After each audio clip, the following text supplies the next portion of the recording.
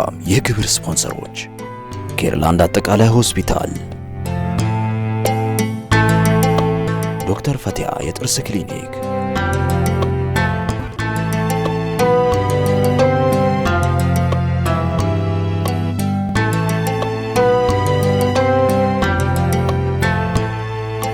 ዛሬ የምትተነፍስ እያንዳንዷ ነፍስ አንድ ቀን መተንፈስ ታቆማለች። የልብ ምትም አንድ ቀን ጸጥ ይላል።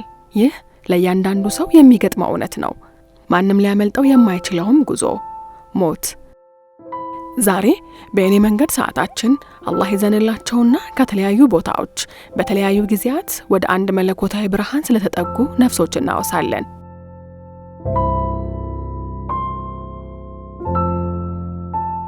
በእኔ መንገድ ጉዞ ውስጥ እውነትን ፍለጋ ኳት ነው በጌታቸው መመረጥ ውስጥ እስልምናን የተቸሩ ብዙ ሰዎችን ተዋውቀናል። እያንዳንዱ ታሪክ በራሱ መንገድ ልብ ይነካል። የአላህ ሱብሓነሁ ወተዓላን የሂዳያ ችሮታ፣ ለኢስላም የሚከፈልን ዋጋ፣ ነፍስ እውነትን ፍለጋ ስትማስንና ባገኘችው እውነትን ስትረጋ እንዴት ያለች መሆኗን ተረድተናል። እኔ መንገድ ፕሮግራም አየር ላይ በዋለበት በ4 ዓመታት ጉዞ ልብ የሚያሞቅ ደስታን ተጋርተናል። ልብ የሚሰብር ሐዘንም ገጥሞናል። በእነዚህ 4 ዓመታት ውስጥ ከቀረቡ መንገደኞቼ መካከል አላህ ይዘንላቸውና ዛሬ 3ቱን ላውሳቸው ወደድኩ። በየአጀላቸው ወደ ጌታቸው ስለተመለሱ ነፍሶች። እርግጥ ነው ነፍስ ሁሉ ሞትን ቀማሽ ናት። እኛ የአላህ ነን፣ ወደ እርሱም ተመላሾች ነን። ዛሬ ልኑር ነገ ልኑር ማቀው ነገር የለም። በሞትስ በጣም ፈታኝ ህይወትሽን ተረጋግተሽ እንዳታልፊ በሰቀቀን የምትኖሪበት። ምክንያቱም ሞት አለ። ከአላህ ለአላህና ወደ አላህ የሚባሉ 3 ሂደቶች አሉ። ከአላህ ስለመምጣቱ እርግጠኛ ተቀስቅሶ እንደሚነሳ ማንኛውም ሰው ያምናል። ችግሩ እና ዋናው ትልቁ ነጥብ ግን አላህ የምትሏ ወይም ደግሞ በሁለቱ የህይወት ጉዞዎች ላይ መሀከል ላይ ያለችው ዋጋ ምን ተገብራት ማለት እዚቹ ምድር ላይ ያለችዋን የምንኖራትን ህይወት ላይ ነው ትልቁ ነጥብ።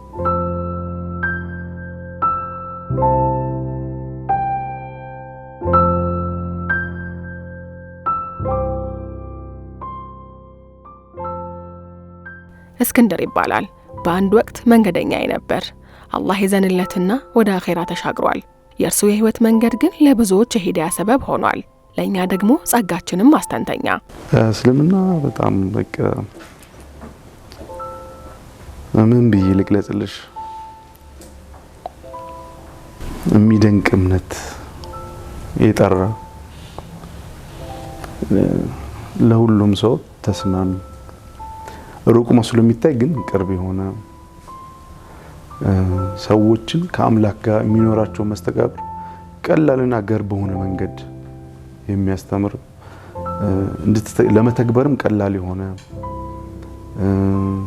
ፍትሃዊ ሃይማኖት መሆኑ፣ እያንዳንዱ የሰው ልጅ እያንዳንዱ የሚጠይቃቸው ማንኛውንም ጥያቄዎች መልስ ያላቸው መሆኑ፣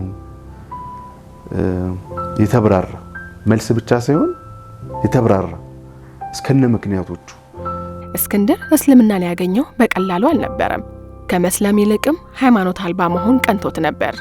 ኋላ ላይ ግን ለእስልምና ተሸንፎ እስልምና መኖር የጀመረ ወጣት ነበር። የእስክንድር መንገድ የዚህች ዓለም ህይወት አጭር እንደሆነች ማስታወሻ ሆኖናል።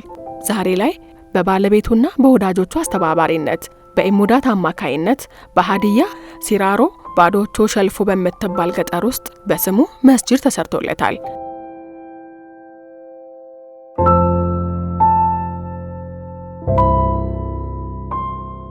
የሰው ልጅ የተከበረ አካላቶቹ መካከል አንደኛው ፊቱ ነውና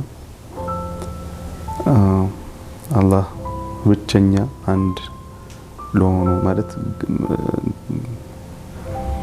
ግራ ለማያገባ ግልጽ በሆነ መንገድ ለሱ ብቻ ለማድረግለት፣ ለሱ ብቻ ተመተናነስለት፣ ለሱ ብቻ የተከበረውን ፊቴ ማስተናነስለትና ሞድቅለት ጌታ ሆኖ የመጀመሪያውን ሱጁድ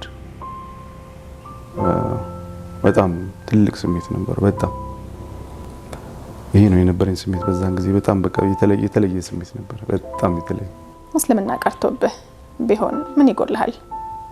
እስልምና ቀርቶብኝ ቢሆን ህይወቴ ላይ በጣም ብዙ ነገሮች ናቸው የሚጎሉት የነበሩት። በጣም እንደው ሙስሊም ባልሆን ኖሮ ማላልፋቸው የነበሩ ብዙ ዳገቶችን ብዙ የህይወት ላይ በጣም ከባድ አጋጣሚዎችን ያሳለፍኩባቸው ጊዜያቶች አሉ። ሙስሊም ባልሆን ኖሮ የነዛ ወቅት ላይ ወይ ጠፍቼ ነበር ወይ ወደማይሆን የህይወት አቅጣጫ ውስጥ ገባ ነበር ብዬ በእርግጠኝነት ሙሉ ለሙሉ መናገር ይችላል። ሙስሊም ባልሆን ማላልፋቸው የነበሩ ዳገቶችንና እስልምና ያው ብዙ ነገር ነው የሚሰጥሽ ከውስጣዊ ሰላምና ከውስጣዊ መረጋጋት ከዛ ባለፈ የሚገጥምሽም ፈተናዎች እንዳሉ ከወዲሁ እንድትረጁ ያደርግሻል። ሳትፈተኑ የምታልፉ እንዳልሆናችሁ የሚገጥመኝን ነገር በቃ ለበጎ መሆኑን እንድረዳ አድርጎኛልና ሙስሊም ባልሆን ኖሮ ለኔ እንጃ ወይ እምነት የለሽ ሆኜ ነበር መኖር የነበረው። ይነጋል ይመሻል ትበያለሽ ትጠጫለሽ ከዛ ውጪ ሚኒንግለስ የሆነ ላይፍ ማለት ነው ያ ነበር የሚሆነው። አልহামዱሊላህ ግን አላህ ብሎትና አላህ ፈልጎት አላህ ሽቶልኝ ወደ ትክክለኛውና ወደ ቀጥተኛው መንገድ ወደ ዲን እስላም መርቶኝ እስልምና ይዤ ሙስሊም ሆኜ ሙስሊም አድርጎ ያኖረኝ ነው። እንግዲህ መጨረሻዬንም የሁላችንም መጨረሻ አላህ ያሳምርልን ሙስሊም አድርጎ ይውሰደን እላለሁ። ይኸው ዛሬ ጌታውን እንደጠየቀው በእስልምናው ኖሮ ተሻግሯል። እስክንድርን ዛሬ በድንገተኛ ሞት አተነዋል። የእርሱ መንገድ የዚህ ዓለም ህይወት አጭር እንደሆነች ማስታወሻም ሆኖናል። ነፍስ ሁሉ ሞትን ቀማሽ ናት። እኛ የአላህ ነን፣ ወደ እርሱም ተመላሾች ነን። አላህ ይዘንለት።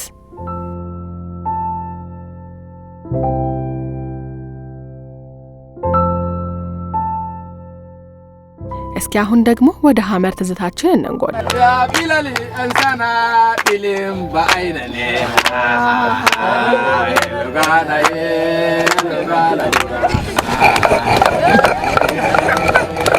የሐመር ብሔረሰብ የመጀመሪያ ሙስሊም የሆነው መንገደኛዬ በብርሃን ውስጥ ከመኖር አልፎ ይህን የሂዳያ ብርሃን ለሌሎች ማንጸባረቅ የቻለ በጌታው የተመረጠ ወጣት ነው ቢላል ማይዶ። ታዲያ በቢላል የህይወት መንገድ ስንመላለስ መንገዳችን ላይ አይረሴና ተወዳጅ የሆኑ እናትን ተዋውቀን ነበር። አላህ ይዘንላቸውና አሌማማ ሐመር በነበረን ጉዞ መርቆቃ ላይ ባሳለፍኳቸው ቀናት የማረሳቸው ትዝታዬ ነበሩ። አሌማማን ሳገኝ በአይናቸው ውስጥ አዲስ የተገኘ ብርሃን አይቻለሁ። በእድሜ ማምሻቸው አላህን የተዋወቁት በአዲስ ልባቸው ያገኙት እናት አሌማማ ምን ዘይነከ ቆይስክ እንሂድ እኔና አብረን እንሂድ እዛ የት ወይኔ ጉዴ ቢላል አካማችን ተከ ባዶዲ ዘውና ነደጋላ ተዓገበ ኢኑ ደስ ብለሽኛል ደሞ ኢኑ ደህቲ አኑ ባዶዲ ኮተን አቺንነከ አቺና ሪጆፍ ኮፈራ አኑ ባዶዲ ጊቲ ዘውና ከከ ደሞ ኢኑ ሸክቲ ነሙ ደሞ ሸክና ካንቺ ጋር ከሄዳለሁ ልክ እንዳንቺ በቃ ፈጣሪ ጋር መታወቅ ፈልጋለሁ። እናንተ ሀገር ቅርብ ነው አሉ። አሃ ወይ ረቢ በማምሻ እድሜያቸው ላይ ያገኙት አንድና ብቸኛው አምላካቸው ከደም ስራቸው የቀረበ መሆኑን ባለማወቃቸው እንዲህ ብለው ልባችንን ነክተውን ነበር። ይህ ንግግራቸው ልባችን ላይ ዘልቆ ቀርቷል። አኖ ናምባይና አኖ ኦጎይካ ባይተከ ጉል መደህባ ጉል እንሸጋኑ ኮተርጊታሽ ትክክል ነሽ። ፈጣሪ ለሁሉም ቅርብ ነው፣ ግን እኛ ጋር ዘጋይቶ ነው የደረሰው። እናንተ ፈጥኗል ደረሰው። እኔ ካራጆው በኋላ ያ ረቢ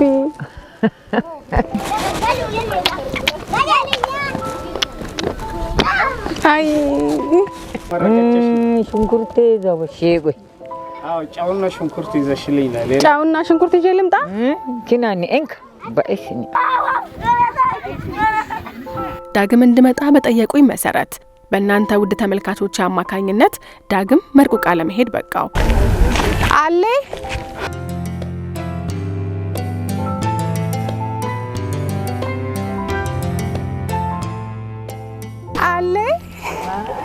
ሰላም አለይኩም እነሱ ባላሱ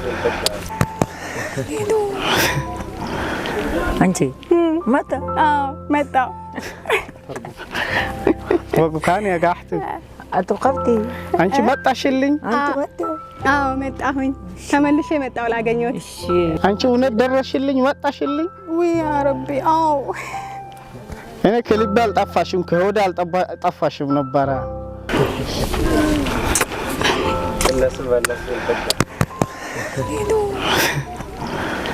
አንቺ መጣ አዎ መጣሁ ተመልሼ መጣሁ ላገኘሁት እሺ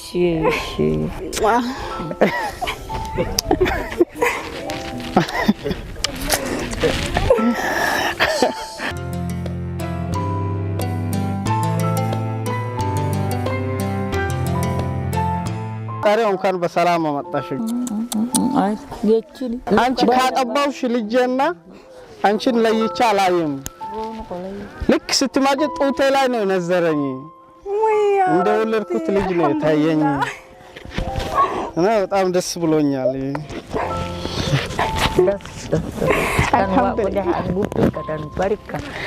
አንቺን ስላገኘው ቢሞትም አይቆጨኝም ደስ ብሎኛል አላህ ይርሜውን ያርዝምልኝ በልልኝ የሁላችንም ያርዝምልኝ አሜን አሜን አሜን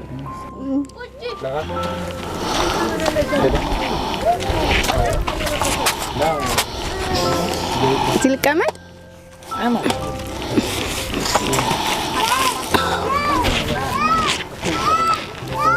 ማይ ደናኖት አኖ ባዶ ኦዲ አተከ ዳቀንቲ አንቺ ደረስሽልኝ የምር መጣሽ እኔ በርግጥ ማምጣቱን አላመንኩም ነበር የምር መጣሽ እንኳን ሰላም መጣሽ ፈጣሪ እንኳን በሰላም አመጣሽ እኛ ነው እንኳን በሰላም ደረሽ ለበላ ባዳ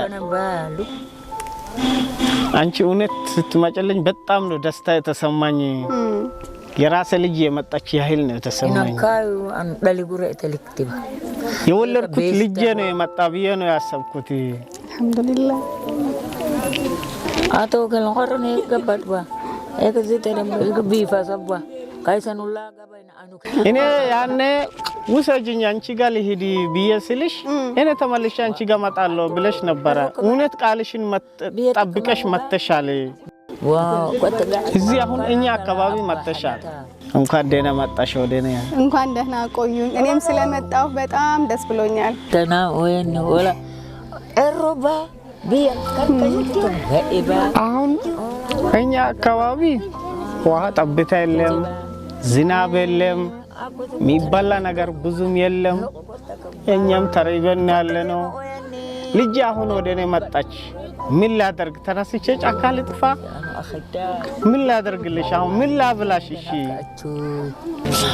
አሁን ለኔ ምንም ነገር አያበሉኝም ግን አብረን ሰርተን እንበላለን ዛሬ ከርሶ ጋር የቀን ውሎን አብረን እንላለን አብረን እንሰራለን አብረን እንበላለን ሁሉን ነገር እናደርጋለን እርሶ ቀኑን ሙሉ ሲውሉ የሚያረጉትን ነገር ዛሬ እኔም እንደ ልጅ ሆኜ አብሬው ተላለሁ በቃ ጉዳሃ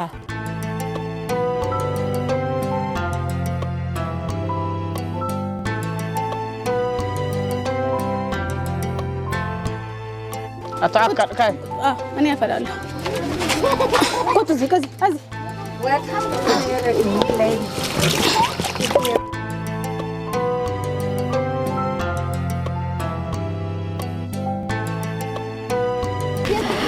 እኔን ውሃ ብዙ አታባክ ውሃ ባከንኩሽ አላባክንም እሺ ትንሽ እየማረጋው አቀዋለሁ የተሸከምኳትን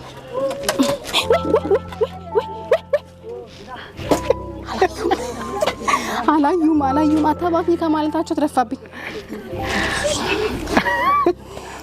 ወይኔ ግን ውሃውን አተርፋለሁ ብዬ መጣሁ ሰብሬ ነበር ዛሬ አሁን ብዬ ነው ትንሽ ውሃ አንተ ብቻ ከወይት ገሰዳ هي تكاسي تدول تتاكيكا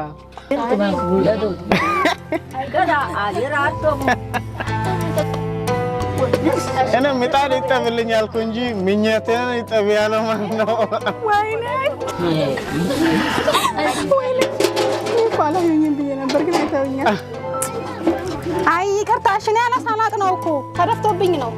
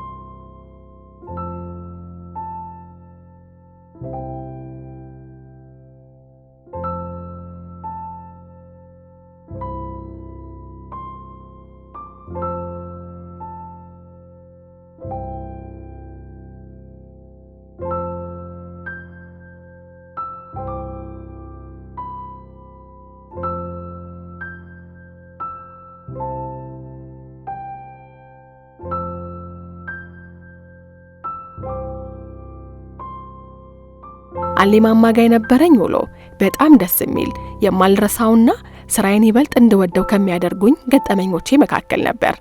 መቼም ዱንያ ናት፣ ሰው መሸኘትና መቀበል ነው ስራዋ።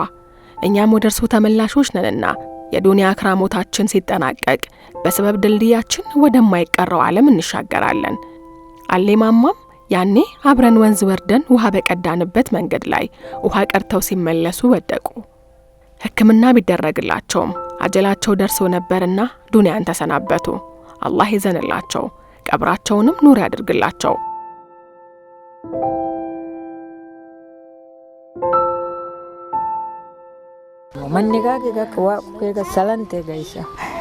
ቤትሽንም አላህ በሰላም ያስገባሽ። አሚን አሚን። እንግዲህ አላህ ያቆዩት። በጣም ይናፍቁኛል፣ ደግሞ በጣም ወዶታለሁ። ዞር አኑከቲን ጆርና ከናፍቆት ብዛት ሊለቅሽ አልፈልግም ነበር፣ ግድ ሆኖብኝ ነው። ከነጋ ሆነሽ ልጅ ሆነሽ ብትቆይ ደስ ይለኝ ነበር። ቻው ቻው።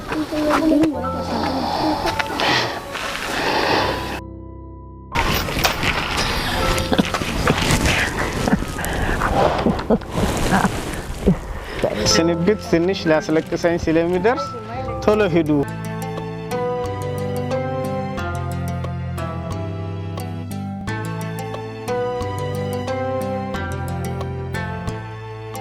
አሁን ወደ ወላይታ እንዝለቅ። አሹ ሶሬታ አሹ ገባካ እንኳን ደህና መጡ። ኮሙዘ ሰላም ቆየሽ። ሀጂ መሪያያ ይባላሉ። በወላይታ ታዋቂ የፕሮቴስታንት እምነት አገልጋይ ነበሩ። አልረጋ ያለች ነፍሳቸው አንድ መንገድን ፍለጋ ሃይማኖት እንዲቀያየሩ አድርጓቸዋል። ታዲያ ለ30 ዓመታት በራሳቸው መንገድ እውነትን ሲፈልጉ ለነበሩ እኛ አባት አንድ አምላክን ለማምለክ የራሳቸውን ሃይማኖት መመስረት እንጂ እስልምናን ለመቀበል ማሰብ ቀላል አልነበረም። ሃይማኖት የመመስረት ፍላጎትም ሆነ እምነት የመቀያየሩ ሚስጥር ምን ነበረ? ዋናው ነገር ለዚህ የዚህ የሃይማኖት መጽሐፍ እውቀት ነበር። እርሱ የነበሩበት እምነት ያው ገሃነም መኖሩን፣ ገነት መኖሩን፣ ሞት መኖሩን፣ ትንሣኤ መኖሩን ያምናል መጽሐፉ። መጽሐፉ የሚለው ሌላ፣ ይሄ ህዝብ የሚከተለው ሌላ መሆኑን ተረዳው። ስለዚህ ከዚህ ሃይማኖት ወጥቼ ሌላው ጋር እየገባው፣ ከዛ ወጥቼ ሌላው ጋር ሲገባ ቆየሁ። መጽሐፍ ቅዱስና ሰው የሚገናኝበትን ቦታ ነው የሚፈልጉት እርሶ? አዎ፣ ሰው የሚገናኝበት ቦታ ነው። ስለዚህ ሁሉ ጋም ሲገባ ሰዎች በሰዎች ብቻ መመራታቸውና መጽሐፍ ቅዱስን አለመከተላቸውን አረጋገጥኩ። ቴዎሎጂ ተምረዋል? በደንብ። ቴዎሎጂ መማሩ ነው ከህዝብ ጋር ግጭት የፈጠረ። እሺ። ስለዚህ በዚህ በቴዎሎጂ ትምህርት ቤት ትንሽ አካዳሚ ትምህርት ሲማርም የማንበብ የማወቅ ተስጦ ነበር። ያን የመጽሐፍ ትምህርቱም ሲማር ውስጡን ለማወቅ ስለሆነ በጥቅም ፈልጌ አለመሆነ ህዝብም ያውቀኛል። ስለዚህ ሁሉም ከመጽሐፉ ጋር አለመሄዱን አየሁ።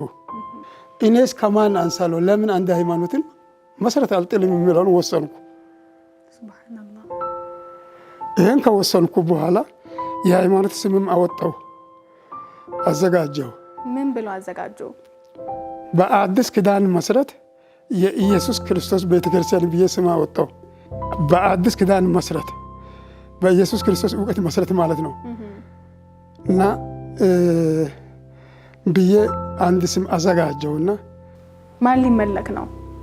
የሚመለከው ኢየሱስ ለችግሩ ለድሎቱም ፈጣሪን ሲለምን ነበር። እንግዲህ እኔ በተማርኩት ነው ፈጣሪን ችግር ሲደርሰው ይህችን ችግር አቃልልኝ እሱ ፍቃድ ይሁን እንጂ እኔ ፍቃድ አይሁን እያለ አምላክን ስለምን ነበር ቀጥታ ኢየሱስን ለመከተል የኢየሱስ ክርስቶስ ቤተ ክርስቲያን ብዬ ሰየምኩ። እሺ ከዛ ከፈቱ? አልከፈትኩም። ለመክፈት ከመንግስት ጋራ ውሳኔ ደረጃ ለማድረስ የገንዘብ አቅም አጣሁ። ገንዘብ ያስፈልጋል? ገንዘብ ያስፈልጋል በመንግስት ደረጃ። ስለዚህ ትንሽ ልጆች ነበሩ። አሁን 2 ወንዶች ልጆች ያንን ገና ተማሪ ናቸው፣ አቅም የላቸው። እንግዲህ እኔ ቢሞትም በዚሁ ገንዘብ ስታገኙ ይህን ቤተ ክርስቲያን ያቆሙ ብዬ ለእነሱ መመሪያ ሰጠውና መጽሐፍ ቅዱስን እያስተማርኩ እኔ ቢሞትም ኢየሱስ ፈጣሪ ነው ማለትን አትቀበሉ፣ ፍጡር መሆኑን በተለይ የዚህ ፍጡር መሆኑን መሰረታዊ እውቀት የተጠቆመልን በጆባ ዊትነስ ነው። የዋ ምስክሮች ኢየሱስ ፍጡር መሆኑን በደንብ ያውቃሉ እነሱ። እርስዎ የሚፈልጉት ይሄንን ከሆነ ጆባ ዊትነስ እርስዎ የሚያምኑትን ነገር የሚያምን ከሆነ ኢሳ ወይም ኢየሱስ ፍጡር መሆኑን ተስማምተናል። ሌላው የማይሰማማው መመሪያ በውስጥ አላቸው ከመጽሐፉ ጋራ። እስ ከየት አመጣችሁ? መልስ ከነሱ ነው ፈለኩ። እነሱ የሰጡኝ መልስ አንተ የመጽሐፍ ቅዱስ እውቀት ኖረ ገብታል እዚህ እኛ ድርጅቱ ውስጥ ገብተን እነሱ የሰጡን ትምህርት ብቻ ነው ያወጣን ነው። አባባሌ ትክክል ነው። ወደ አሜሪካ ዋናው ጽሕፈት ቤቱ አሜሪካ ስለሆነ ወደ አሜሪካ ጻፍና መልሱን አገኝ ከአቅማችን በላይ ነው ብሎ አመኑን። የኔ ጥያቄ ሞተን ወደ ሰማይ ስንሄድ ጉዞ አቅጣጫ ከአሜሪካ በኩል አይደለም የሚያስከደው። ይሄንን እኔ የሚያስቸግር ጉዳይ የለም ብዬ አላህም አስቀድሞ ከኔ እዛ የመውጣቱ ሁኔታ ወስኗልና አውቶማቲካሊ ወጣሁ። ከነሱ ያወጣው ሁኔታ መጽሐፍ ቅዱስ ውስጥ ያለው ያ የኢየሱስ ፍጡርነት እንጂ ሌላው ደግሞ ተቃራኒ ነበር። ስለዚህ ለልጆቼ ይሄንን ሌላው ሃይማኖት ገብታችሁ እውቀትን አገኙ፣ እኔ ብሞትም በአዲስ ኪዳን መሰረት የኢየሱስ ክርስቶስ ቤተ ክርስቲያን ብላችሁ ቀጥሉ ብዬ ሰጠኋቸው እውቀት።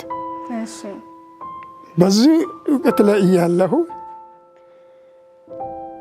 አንድ እህቴ አለች፣ ታናሽ መጨረሻ እህቴ አንድ ኦሮሞ ልጅን አገባች። እህቴ ወደ ሙስሊም ህብረት ውስጥ ተቀላቀለች። በጋብቻ ነው? በጋብቻ። እሺ። ወደ እኔ መታ ታላቅ ወንድሟ ስለሆንኩ ከኔ ጋርም ስለነበረች ያኔ እኔ መንግስት ሰራተኛ ነበርኩ። ሃይማኖትን በጣም ስለምወድ ሃይማኖቱ ኦሮሞ ሁሉ እስላም ነው ይባላል። ስለዚህ ሃይማኖቱ ምንድን ነው? እሱ ሙስሊም ነው። በቀኝ እጄ በጥፊ አጠናገርኩና ረገጥኳትና እኔ እናትሽ ልጅ በህይወት እያለሁ እስላም ሃይማኖት ብለሽ ሙስሊም ሰው ብለሽ ነው የምታገቢ ብዬ መርገጥ ጀመርኩ። ልጅቱ ደግሞ ጋሽ ውስጡን አንተ ብታውቅ ብላ ማጮህ ጀመረች። እኔ ሌላ ውስጥ ለማወቅ ነው ከእንግዲህ በኋላ እኔ እስላም ለመሆን ነው አንቺ ይባስ ቃላት አይደለም እንደገና ማጣወት። ያንን ከኔ ጋር በቢሮ ስራ የነበረው አንድ ኦሮሞ ልጅ እኔነቴን በደንብ ስለሚያውቅ ጓድ ይባላል። ያንን በእኛ ፖለቲካ ጓድ ባንጫ የኔ የወላጆች ያወጡ ስም ነው። እኛ ወላይታና የወላይታ ሚሽን ሃይማኖት እናውቃለን፣ ያንተን ተሰጥቶም እናውቃለን። አንተ ራሴ ሙስሊም ብትሆን ጥሩ ነበረ፣ ልጅቱን እንዲሁ ትመታታለህ አለ። በጣም ተናደድኩና እንደ ድሮ ስልጣን የለም እንግዲህ ያንን ደርግ ወርቋል፣ ኢህአዴግ ቦታ ይዟል። እንዳንተ ተራ ሰው ስለሆንኩ አይደለም እንዴችን ቃል በኔ ላይ የምትናገር? እኔ ለመሆኑ ሙስሊም መሆን ይገባኛል? ፈጣሪ አንተን ሙስሊም ያርገ፣ ዛሬ ድሮ ሙስሊም ነው ብዬ ከነሱ ጋር ተጣላሁ። እሱ የእስልምና ምስጢር ስለማወቅ እኔም ካፍር መሆነ የኔ ሁኔታ ስለመቅር አላለው። ልጅቱን ለመግደል ሀሳብ ነበረ። እሱ ግን እንደዚህ ያለ ቃላት በጣልቃ አስገባ። አንተ ራሴ ሙስሊም መሆን ነበረብኝ የሚለው ነገር ሰጣ። ምስጢሩን አውቄ መግደል አለብኝ ብዬ ለመሆኑ ለነሱ ጽሁፍ ነገር አላቸው አልኩ። እኔ ማውቀው አንድ ነጥብ ስለሌለ አለኝ በምን ቋንቋ አለ። ስለዚህ አሁን ከሱ ጋር ውይይት ጀምራለሁ። እሱን እያታለልኩ ነው እኔ እህቴን ለመግደል ነው። እና ስለዚህ በምን ቋንቋ የተጻፈ መጽሐፍ ነው የምትፈልገው አለ። እኔ እናንተ ኦሮሞኛና ይሄ አረበኛ አላውቅም፣ በወላይተኛም የተጻፈ እናንተ መጽሐፍ የለም፣ በአማርኛ ትንሽም ቢሆን በእንግሊዘኛ ከዛ ውጭ ሌላ ቋንቋ መናገር አልችልም አልኩ። እኔነትን በደንብ ስለሚያውቀኝ አዲስ አበባ ለሌላ ሰው ደውሎ እንዲህ ያለ ሰው አለ እንዲህ ያለ ሰው ብሎ ለኔ የሚገባኝ ጽሁፍ ይዞ አመጣልኝ።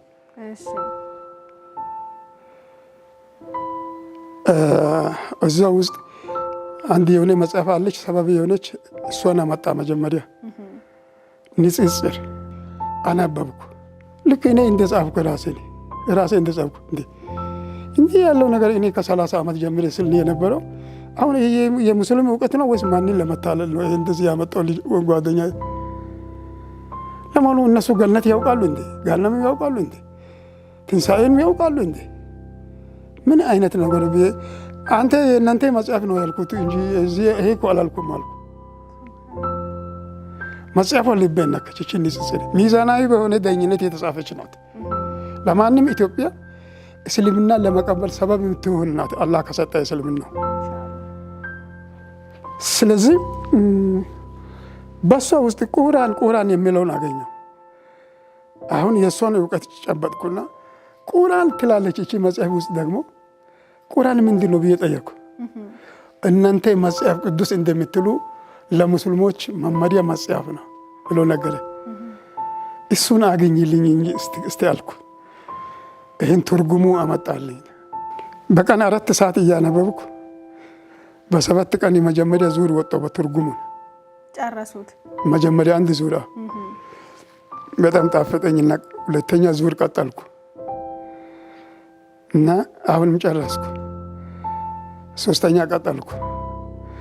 114ቱንም ምዕራፎችን ጨረስኩ። ከዛ በኋላ ማንም ሳይነግረኝ አላህ እኔ ሃይማኖት የሚወድ ሰው እያልኩ ሃይማኖት ያንተ እዚህ እያለ ባለፈው 30 ውስጥ ለምን ተጫወትክኝ ብዬ ጠየቅኩ።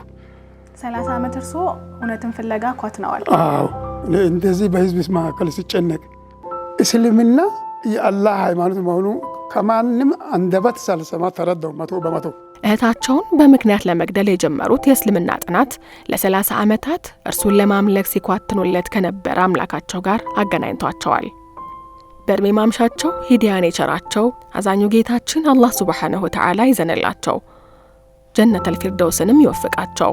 እነዚህ መንገደኞቼ ከተለያየ የህይወት መንገድ ቢመጡም አንድ እውነት አገናኝቷቸዋል። መመራት የአላህ ስጦታ መሆኑን ታሪካቸው ያስታውሰናል። ሞትም መጨረሻ አይደለም መመለሻ እንጂ። መንገዳቸው እውነትን ለፈለገ የብርሃን ዲካ የሂዳያ ሰበብ ይሆንላቸው። ሞት የህይወት ፍጻሜ አይደለም የዘላለም መጀመሪያ እንጂ። አላህ ሱብሓነሁ ወተዓላ ዘላለማቸውን ያሳምርላቸው፣ ቀብራቸውን ኑር ያድርግላቸው፣ ጀነተል ፊርደውስንም ይወፍቃቸው፣ በእዝነቱ በራህመቱ ያቀማጥላቸው።